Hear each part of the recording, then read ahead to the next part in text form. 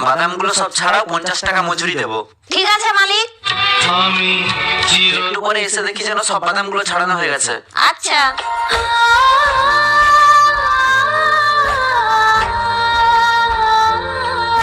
কিছুক্ষণ পর।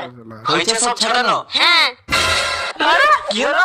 ছাড়ানোর পর এত কম বাদাম বেরিয়েছে কেন? মালিক বেশিরভাগ খোলার ভেতরে বাদাম ছিলই নি। শালা এতগুলো খোলা থেকে এত কম বাদাম বেরোনোর তো কথাই নয়। দাঁড়া সিসিটিভি ক্যামেরাটা চেক করি। এই রে, এবারে মনে হয় ধরা পড়ে যাব।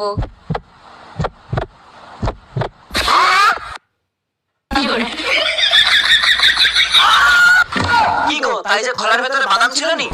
বেতালে বলা হয়ে গেছিল, আসলে অনেকগুলো হুনমান আসছিল, যাতে না বাদাম খেয়ে নেয়, তাই কিছু বাদাম আমি লুকিয়ে রাখছিলাম।